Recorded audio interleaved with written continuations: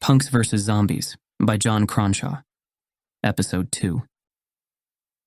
Chapter 7. Tommy looked up, meeting Layla's wide eyes. Without a word, he tilted the screen her way, watching the color drain from her face. She gave a tiny nod, her jaw set with grim determination. Soon, everyone was glued to their phones, sharing panicked whispers and pointed looks. A few people made a beeline for the exit, only to be held back by their bandmates. The urge to flee pulsed through Tommy's veins. "Guys, hang on." He stepped into the center of the chaos. "We can't just run out into the streets blind. We need a plan." Layla appeared at his side. "Tommy's right, it's not safe out there." Her eyes flicked to Micky, who was staring into space, disconnected from the panic around him. "We should barricade the place," Tommy said. "Turn it into a stronghold, block the doors and windows with anything we can move." There were nods and murmurs of assent. People sprang into action, shifting amps and drum kits, piling up chairs and tables. The doors were sealed off with finality, but it did little to shut out the harsh reality now crashing down upon them. Someone pulled up a live news feed on their phone. Men and women huddled around the tiny screen, a dozen heads craned together. On the cracked display, scenes of unthinkable violence played out in real time, just miles away. Berkeley was burning. Tommy stood transfixed on the images, the weight of responsibility bowing his shoulders. He thought of Neve, of the 2-year-old son awaiting his return. He might never see their faces again. Swallowing hard, he steeled himself. What came next? He didn't know. But he'd be damned if he didn't do everything in his power to get back to them. He took a deep breath and turned to face the group, his bandmates and the others looking to him expectantly. "All right, listen up. I know everyone's scared. Believe me, I am too." He met their eyes one by one, his own fear reflected back. "We've got to stick together, watch each other's backs, conserve food and water, take shifts keeping watch. We've got the numbers and resources to ride this out for a while." He glanced at the barricaded entrance. "As long as we lay low, don't draw attention, we might just be okay." A petite girl with a ruby-red mohawk spoke up. "But for how long? We can't stay cooped up here forever." He raked a hand through his hair. "I don't know. All I know is we need to be smart, make a plan. We'll figure the rest out as we go." A tense silence settled over the room. Then Layla stepped forward. "Tommy's right. We look out for each other now, y'all hear? Ain't no zombies gonna mess with a bunch of punks like us." A ripple of laughter broke the tension. As the group dispersed, Layla sidled up beside Tommy, worry etching her face. "Where's Micky?" "I'll find him. You help the others divvy up supplies and take guard duty." Layla gave his arm a squeeze. As he moved through the room, he caught glimpses of the news footage still playing on various phones. Each image was like a punch to the gut. This was really happening. He found Micky huddled behind a stack of amps, pale and trembling. His pupils were dilated, hands scratching at his arms. Tommy crouched down beside him. "Micky, hey, look at me." Micky lifted his head slowly. "I ain't gonna make it, man. I need some plez like now." Tommy gripped his shoulder. "You're stronger than your cravings. We're gonna get you through this." Even as he said the words, he wondered if he was telling the truth.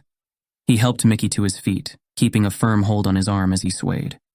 His skin was cold and clammy. "Come on, let's get you some water and something to eat." As they made their way across the room, he noticed Layla and the others hauling furniture and equipment to block the doors and windows.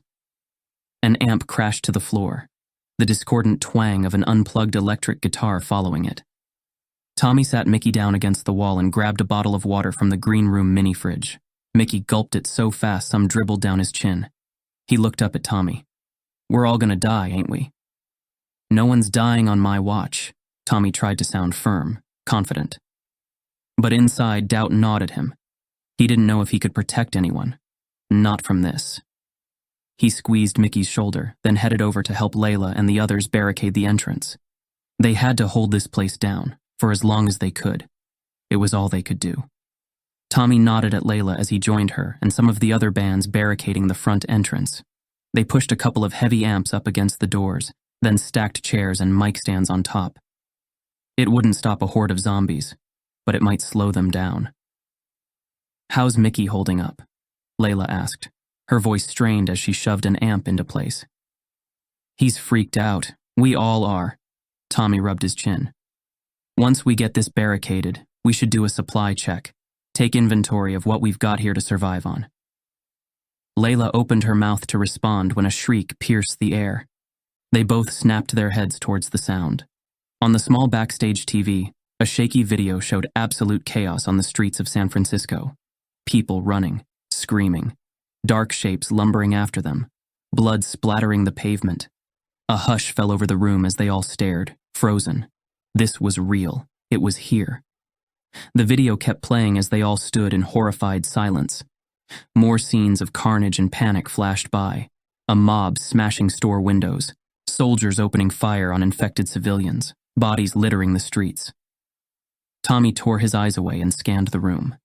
Micky sat hugging his knees in the corner, eyes glazed over. Roxy was pacing back and forth, chewing on her lip, muttering under her breath. The other bands looked various stages of freaked out and shell-shocked. He grabbed a hammer and some boards, securing the back door while trying not to think about Neve and Sean back home. Were they safe? Had the infection spread to Philly yet? His stomach churned with worry, but he forced himself to focus on the task at hand. Barricade now, freak out later. Once the back was secured, he moved to help Layla reinforce the front. They worked in silence, the weight of their new reality hanging thick in the air. You really think we can make it through this? Layla asked. Honestly, I have no idea, but we have to try. Staying together here, keeping our wits about us. It's the best chance we've got. Layla nodded, hammering another board across the door. Well, I'm with you either way. You know that. We'll get through this, however we can. Tommy stepped back as they finished the barricade, sweat beading on his forehead. The gravity of their situation sat like a stone in his gut, but the work gave him purpose, kept the panic at bay. He almost laughed at the absurdity of it all, but one look at Micky's pale, sweaty face killed any humor he felt. The bloke was in bad shape already, and this chaos wasn't helping. Hey, Tommy said, gripping Micky's shoulder. Just stay close to me, all right? We're gonna be okay. Micky nodded, eyes wide and fearful. Chapter 8. The stale air clung to Tommy like a second skin as he scanned the crowded green room. Fear and desperation charged the atmosphere, making the hairs on his arms stand on end. They were sitting ducks here at the Gilman. That much was clear. The barricades wouldn't hold forever against the undead. Roxy shoved through the crowd. We gotta get the hell out of Dodge. She jabbed a finger at the boarded-up windows. Let's grab the vans and get on the road. The Bay Area's swarming with those things, and it's only gonna get worse if we stick around. Murmurs of agreement rippled through the room. Even Zero nodded, his face grim. You sure that's smart? Tommy asked. We got no idea what it's like out there. Maybe better to stay put. Layla moved to his side, uncertainty clouding her eyes. Time's wasting, Tommy boy, Micky said, with a hollow laugh. He looked dreadful, face gaunt and pale, dark circles under his eyes. Tommy wanted to argue, to make them see reason, but the tide had already turned against him. With a sigh, he hoisted his guitar case. His fingers hesitated on the door handle. Guitars, amps, merch boxes, and duffel bags cluttered the hallway as everyone scrambled to pack up their belongings. Tommy caught Zero's eye as the latter heaved a couple of bass drums toward the back door. Zero shot him a tense grin that didn't reach his eyes. Grab anything useful, yeah. No telling when we'll restock. Tommy scanned the room for anything that might increase their chances of survival out there. A glint from the corner bar caught his attention. An untouched bottle of Jameson.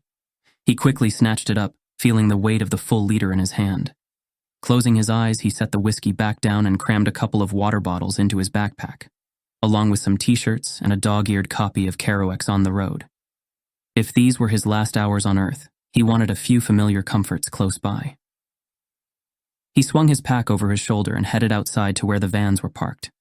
Most of the gear was already loaded up, although a few band members were still scrambling with last-minute items. A drumstick clattered to the pavement. Micky's fingers trembled as he tried grabbing it, the stick jittering just out of reach. Need a hand? Tommy asked.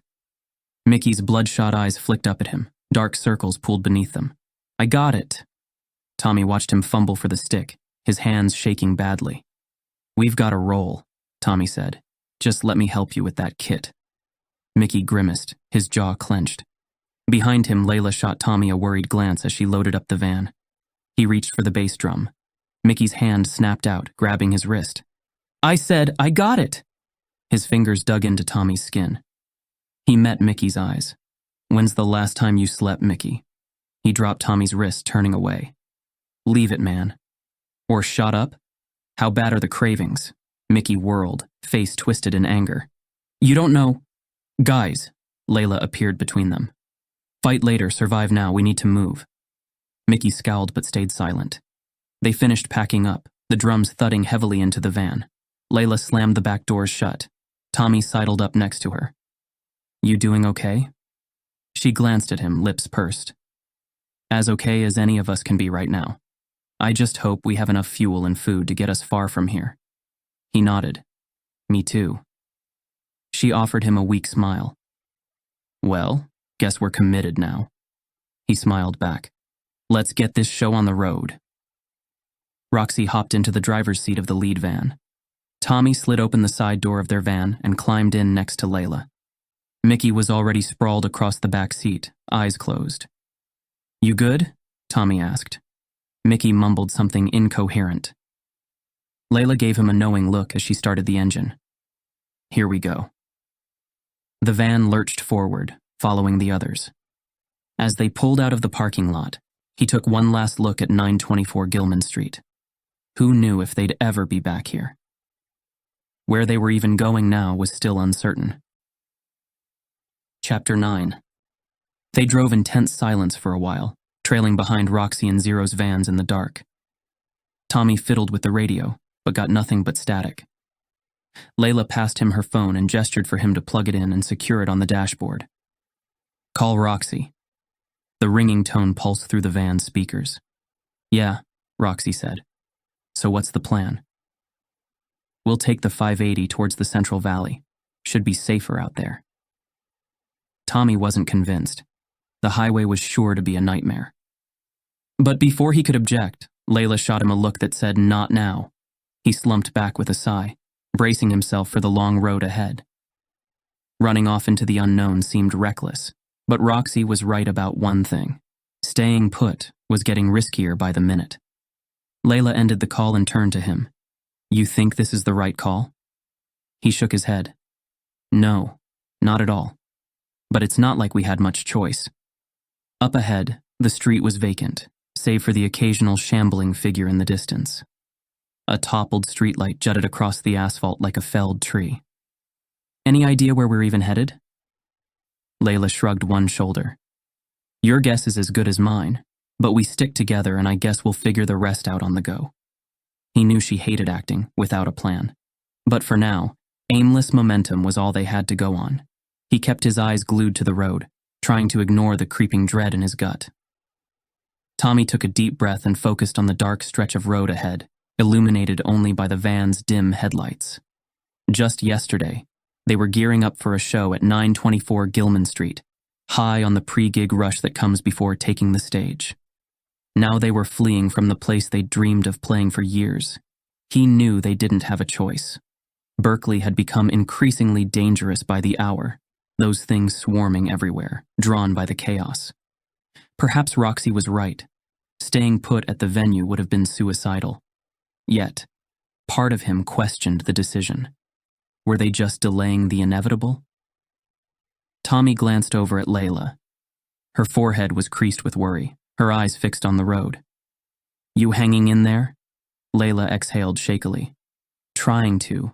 This is insane, he finished for her. She nodded. What if we've made a mistake? What if it's not better out here? It's too late to turn back now. We'll figure this out, we have to. Layla didn't look convinced, but didn't argue. They drove on in tense silence, the van's rumbling engine, and the occasional moan from Micky in the back, the only sounds. How's the gear holding up back there? Layla sniffed. The way things are going, I'm not sure how useful guitars and a drum kit will be in the goddamn zombie apocalypse. Hey, you never know. Nothing like a protest song to lift spirits during the end times, eh? If you break into Kumbaya, I'm throwing you and your guitar out the window. Micky twisted around, his eyes ablaze. Would you two shut up already? In case you haven't noticed, the world is ending here. Have some goddamn respect. We know, man. Tommy raised his hands. And we're going to get through this, okay? All of us. But we're just having a joke. Keep the spirits up. They drove on in silence. The streets were choked with abandoned cars, smoke rising in the distance. Screams and gunshots echoed through the empty buildings looming around them. Tommy's eyes stayed fixed on the road, but his mind wandered. He thought back to the early days when it was just him and Micky playing in his mum's garage. Micky had been a force of nature behind the kit, and Tommy had fed off that energy. Then drugs came into the picture, pulling Micky down a rabbit hole. Tommy glanced at Micky, his pale, clammy skin and bloodshot eyes revealing the extent of his troubles. How you holding up? I'm okay, man. Bull crap, Layla snapped. You're not okay, talk to us. Tommy watched as Micky groaned, his face glistening with sweat. What do you want me to say? I messed up, but I'm gonna get clean. Just please don't kick me out of the band. We're not kicking you out, Tommy said, but you need professional help. No clinics, they'll lock me up. That's not an option anymore, Layla said. Your habit has gone too far. Tommy nodded. We'll find a way that keeps us together, but you can't do this alone. And you can't do it on the road. Micky looked down, shaking. After a long pause, he looked up. Okay, if we get back to Philly, I'll do whatever it takes. Layla dodged abandoned cars and panicked pedestrians. She winced when a mob spilled across an intersection ahead. A cyclist swerved suddenly in front of the van. Layla slammed the brakes, the tires screeching as they slid to a halt, just inches away from a collision. Get off the road, dickhead. Layla shoved the van back into gear. They continued, one intersection at a time. All they could do was keep moving. Reaching the outskirts of Berkeley, the knot in Tommy's chest loosened slightly.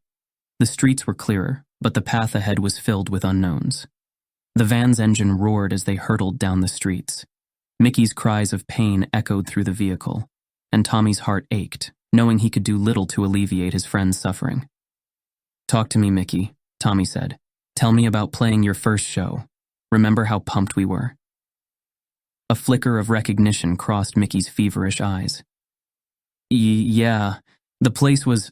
I smashed the drums. So hard. He chuckled weakly. Thought my hands would bleed. But you kept playing, Layla said. You were amazing. The crowd loved you. Micky managed a weak smile. Hell yeah, we killed it. His energy soon faded, his face twisting in pain once again. Tommy gripped the arm of his seat as they zoomed through the streets. The van fishtailed around another overturned car, its alarm blaring, its lights still flashing. The clock tower loomed ahead, resembling a massive tombstone. Zombies. Layla pointed as a mob of stumbling figures emerged from behind the stone columns.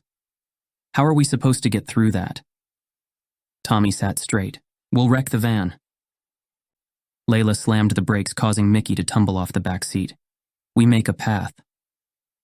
Tommy blinked. We do what? Get weapons. They scrambled, grabbing whatever they could swing or stab with. Drumsticks, microphone stands, a tire iron. Tommy tossed Layla a heavy wrench and she caught it one-handed, her jaw set. Ready? Layla met his eyes. He nodded. Let's do this. Layla flung open the side door and leapt out, tire iron arcing through the air to crush the first zombie's skull. Tommy was right behind her, taking down two more with a guitar stand used as a bat. Micky dropped his weapon, a drumstick, which clattered to the asphalt. He stared at it as the zombies closed in. Zero from Anarchy's Child appeared beside Tommy, wielding a bass guitar like a battle axe, his bandmates helping to push back the undead. Members of the Furious Minx joined in, clearing a path through the mob. Back inside, everyone, Roxy pointed to the vans. Go, go, go. Tommy clambered back inside. Layla slammed her foot down on the gas, speeding away. Her hands clenched the wheel tight. Micky sat slumped in the back, staring at his shaking hands. That was too close, Layla said. You nearly died out there. Sorry, Micky said. We can't have weak links. You need to focus. I know, Micky said. I'll do better. Layla glanced back at him. Make sure you do. There's no room for any more screw-ups, you understand me? Micky nodded. I said I'm sorry. Geez. To be continued. Thanks for listening. Please subscribe so you don't miss the next episode of Punks vs. Zombies. If you're enjoying the story, please take a moment to leave a positive review on your podcast app. You can find out more about John Cronshaw and his work by visiting johncronshaw.com. Punks vs. Zombies is copyright John Cronshaw and Wyvern Books Limited. All rights reserved. This is a work of fiction. Names, characters, businesses, places, events, locales, and incidents are either the products of the author's imagination or used in a fictitious manner. Any resemblance to actual persons, living or dead,